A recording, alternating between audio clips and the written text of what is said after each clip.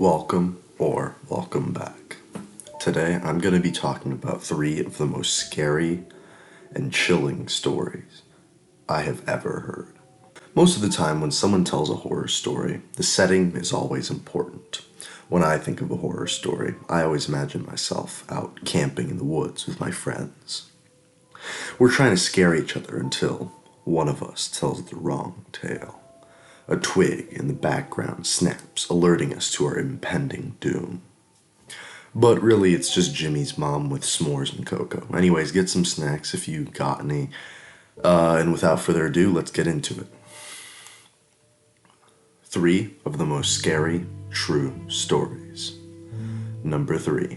The now infamous Smiling Man. About 5 years ago, I lived in downtown in a major US city. I've always been a night person, so I would often find myself bored after my roommate, who decidedly was not a night person, went to sleep. To pass time, I used to go on long walks and spend the time thinking. I spent 4 years like that, walking alone at night, and never once had I ever found a reason to be afraid.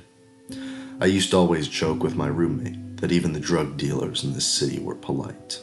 But all that changed in just a few minutes one evening. It was Wednesday, somewhere between 1 and 2 in the morning, and I was walking near a police-patrolled park quite a ways from my apartment. It was a nice night, even for a weeknight, very little traffic, and almost no traffic on foot. The park, as it was most nights, was completely empty.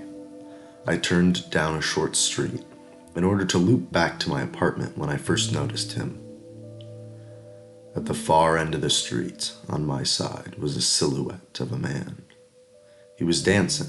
It was a strange dance, similar to a waltz, but he finished each box with an odd forward stride. I guess you could say he was dance walking, and oddly, he was heading straight for me. I decided he was probably just drunk. I stepped as close as I could to the road to give him the majority of the sidewalk to pass me. But the closer he got, the more I realized how gracefully he was moving. He was tall, lanky, and wearing an old suit. He danced closer still until I could make out his face. His eyes, wide and wild, head tilted back slightly, looking off at the sky. His mouth was formed in a painfully wide cartoon of a smile. Between the eyes and the smile, I decided to cross the street before he danced any closer. I took my eyes off him to cross the street. As I reached the other side, I glanced back and stopped, dead in my tracks. He'd stopped dancing. He was standing with one foot in the street, perfectly parallel to me. He was facing me, but still looking skyward, the smile still wide on his lips. I was completely unnerved. I started walking again, but kept my eyes on the man. He didn't move. Once I'd put about a half a block between us, I turned away from him for a second to watch the sidewalk in front of me. The street and the sidewalk ahead of me were completely empty. Still unnerved, I looked back to where he'd been standing, only to find him gone. For a brief moment, I felt relieved, until I noticed him. He crossed the street and was now slightly crouched down. I couldn't tell for sure due to the shadows in the distance, but I was fairly certain he was facing me. I looked away from him for no more than 10 seconds, so it was clear he had moved very fast. I was shocked. I stood there for a second, staring at him, and then he started to move towards me again. He took large, exaggerated tiptoe steps, as if he were a cartoon character sneaking up on someone. Except he was moving abnormally fast. I'd like to say, at this point, I ran or pulled my pepper spray or my phone or anything at all, but I didn't. I just stood there, frozen, as the smiling man crept towards me. And then he stopped, about a car's length away from me, still smiling his smile, still looking at the sky. When I finally found my voice, I blurted out the first thing that came to mind. What I meant to ask was, "What the fuck do you want?" in an angry and somewhat commanding tone. what came out was kind of a whimper, like, what the fuck? Regardless of whether or not humans can smell fear, they certainly can hear it. I heard it in my own voice. That only made me much more afraid. But he didn't react at all. Instead, he just stood there, smiling like always. Then, after what felt like forever, he turned very slowly and started walking away. Just like that, not wanting to turn my back on him again. I just watched him go, until he was far enough to almost be out of sight. Then I realized something. He wasn't moving away anymore. I watched in horror as the distant shape of him grew larger and larger. He was coming back my way. This time he was running. I ran too. I ran until I was off the side road, back onto a better lit road with sparse traffic. Looking behind me, he was nowhere to be found. The rest of the way home, I kept glancing over my shoulder, always expecting to see his stupid smile. But he was never there. I lived in the city for only another 6 months after that night, and I never went out for another walk. There was something about his face. It just haunted me. I never stopped to think, where might this man be now? And the conclusion I came up with was, he could be anywhere. Perhaps even closer than I could have imagined. Number 2, the Skinwalker. There was a trail that no one wanted to go. It was a sacred UT site. Still, my friend Mark convinced me to go. He said that regardless of whether I went, he'd go anyways. And since no one else was going, he managed to goad me into going with him. The whole way there, he was talking about how this was the coolest trail he'd ever been on. Yes, he had been there, but only once before, is what he said. We arrived at about 9.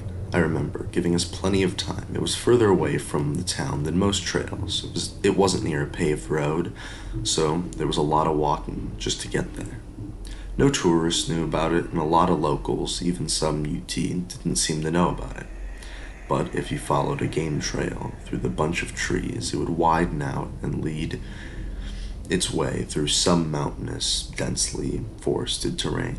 What struck me was how quiet it was. This, apparently, was what Mark found so awesome. For some reason, in this particular place, you couldn't hear birds chirping, or any wildlife whatsoever. It was complete and utter silence. And in retrospect, this should have been my first warning sign.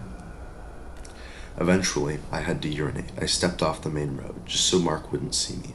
As I was going, I spotted something in the trees. It looked like a clearing. It didn't seem to be an act of nature, and there was a makeshift bridge. True enough, when I tested it, the bridge seemed to be stable.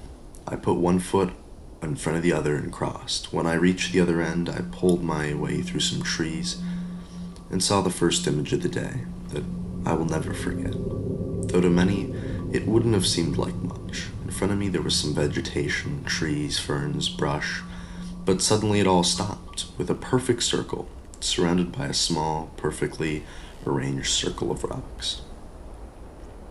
There was nothing but smooth dirt. It was strange, not in the least because the shape of the rocks was absolutely perfect. They were partially submerged in soil and fit together like bricks. Every single one of them was the same uniform white color. And as I got closer, I saw things carved into them, symbols, very old symbols. Even if I had understood them, their distinct shapes had been lost over the years. It was strange, but what disturbed me was that the circle wasn't actually perfect. On one edge, a group of rocks had been kicked up. They were scattered around as if they had actually been a perfect brick wall, and something had shattered them. In this area, the otherwise perfectly smooth dirt had been kicked up. There was something about it that just unsettled me. I should have forced him to leave right there. Instead, we kept going. After all, the day was only half over. While the forest itself was cool, at least from Mark's perspective, I found the trail to be rather disappointing. It went on, and there were no alternate paths. There were hardly any challenging terrain. We were there all day. We didn't run into a single soul. Of course, it wasn't until we reached the end that things started to get weird. The trail didn't loop at all. I inwardly groaned, knowing that we'd be walking these same boring hours back. We took our time eating lunch, and as we did, I could swear we heard noises for the first time. There were animals moving through the nearby forest. We could hear the rustling of brush. And as I looked, I saw through the foliage a vague outline of a single buck's head moving past us. It was odd, but I dismissed it. We packed up what was left of our lunches and started the trek back. Every once in a while, I would hear the rustling again. I'd look into the trees and I'd oftentimes see the buck head. Eventually, though, I noticed it was making far too much noise, and doing so far too frequently. I told Mark to slow down and stop. Mark cracked a joke about it, but finally he went silent. We both still heard the rustling. Now, even Mark was a bit freaked out. He turned back and saw the vaguest outline of a buck's head again. This time, to me, there was something very wrong. The head was far too high up, around the higher branches of the trees. I noticed it, but I suppose Mark didn't. I should have said something, but I didn't have time. As soon as it was there, it was gone, going off further into the woods. I remember Mark talking about how annoying the deer was, and how he was going to go scare it off, or something. I don't exactly remember what he said, and it bothers me, because I should remember. He was one of my best friends. He walked off the road, disappeared down a single ridge behind a layer of trees, and began pursuing it. For a minute there was silence. That minute became 2. "Mark?" I called out. No answer. 5 minutes later, I climbed the ridge after him. "Mark?" I knew he wouldn't go far, because he was smart enough not to go far. He hadn't. In a short time, I found places where there was signs of struggle. In addition, there was blood. Lots of it. "Mark," I called out furiously. Forgetting the trail for a second, I ran forward along the drag marks. After running too far to be safe, I reached a small ravine with a creek running round it. I narrowly stopped myself. It wasn't a long drop, but it would hurt you, and a strained ankle in the middle of the forest was probably a bad idea. The trail stopped here. "Mark?" I muttered. Then I called out, "Mark!" Something heard, but it wasn't Mark. Across the ravine, I heard a rustling and saw the stirring trees, something stepping through the foliage, and revealed itself. At first, I saw the head of a buck, but it came forward and I realized it was 7 foot off the ground. I stared the 7-foot creature straight in the eyes. What I once thought was a deer's head was a hollowed-out head of a deer. I could smell it rotting from here. It was still decaying. I snorted, or maybe I should say, he. There was blood dripping from the horns of the dismembered deer. The horns were jagged and pointed, almost as if someone had sharpened them. But at the feet there was nothing but a stump of a foot, almost looking like something that might resemble hooves, but too deformed to really tell. In one of his huge hands he held Mark, or more so what I thought was left of him. I examined him only briefly, but that was all that it took for that image to be engraved in my mind. His face mutilated, parts of his arms and legs were gnawed. What wasn't bitten or mutilated was visibly broken, bones sticking out of him. In a matter of 10 minutes, he was unrecognizable. For a moment there was silence. I didn't scream. I couldn't believe what was in front of me. Then the creature dropped Mark's body apathetically and started backing up. The deer head hung lazily to the side as it moved. My brain rang. Suddenly, it's gonna jump the gap. He's coming for me. With the logical side of my mind shutting off, I turned and ran, hopefully in the exact same direction which I came. Behind me, I heard a powerful grunt, and then I heard him land. I've never ran so fast or so desperately in my life, but he was gaining on me. As I ran through the forest, I could feel his warm, hungry breath on my back. His hands were extending. I swore I could feel his hands barely scratch me. I ran, scurried up the bank that led to the path. I didn't know how I got there without him grabbing me, but I did. Somehow, I just kept running. I didn't stop. Eventually, I didn't hear it anymore. But I didn't care. I kept running. I'd never been a long-distance runner, but my adrenaline, it just kept pumping. When I reached the end of the trail, I saw the road again. I couldn't believe it. I got into my car. Just before I took off, I shot a glance back at the trail. At the point where it went up between two mountains, it was visible from the road. I would regret it. Standing there near the beginning of the trail was what I dubbed the Skinwalker. It had given up the chase, but it stood there, watching me hungrily, waiting to see if I would come back. The deer head hung lazily and dead to the side, the blood on its body beginning to dry. Somehow, I felt as if it had already accomplished its goal, whatever that may have been. I twisted the ignition, floored the gas, and I never came back. They never found Mark, and I would never bother explaining what happened. It came back to me in dreams, nightmares, that creature, the Skinwalker. It had one look in its eyes, the insatiable hunger and anger it held back. Many years would go by and I would hear a very similar story. But this time the police would get involved. They hunted it down and it was talked about all over town that they'd gotten it. When I saw the image in the local paper, a deep pit formed in my stomach. It was Mark, down to the tattered clothes, lazy eye, and tattoos. Everything was the same. I'm still stuck questioning to this day. Was Mark maybe the monster all along? Or did he become that? And the real one is still on the loose. Number 1. Mom. When I was 12, I stayed home, sick from school. I distinctly remember that I wasn't actually sick and simply playing hooky to avoid bullying, as I did a lot around that age. I awoke from a nap, turned on the TV in our living room, and went scrolling through some channels when my mother suddenly leaned over the bar. She stared at me without saying anything. I'd been awake for maybe 30, 40 minutes at this point. Well, now, whatever that was, it was entirely identical to my actual mother. It sounds weird to describe, but the only thing different was that this thing was pretending to be my mom, and it had never felt a single emotion in its life. Its eyes were like pits. The more you stared into it, the more it felt like staring into the void. It was unsettling. It cracked a slight smile and it beckoned me. I attempted to talk to her as I would my mother. It kept beckoning me, faster this time, refusing to answer my questions. That's when I sensed something horribly wrong. Naturally, I screamed at this thing to answer me, but it just kept beckoning. The smile just kept getting wider. It looked happy, but the emotionless eyes remained the same. Been like 45 minutes. I screamed there was nothing to do.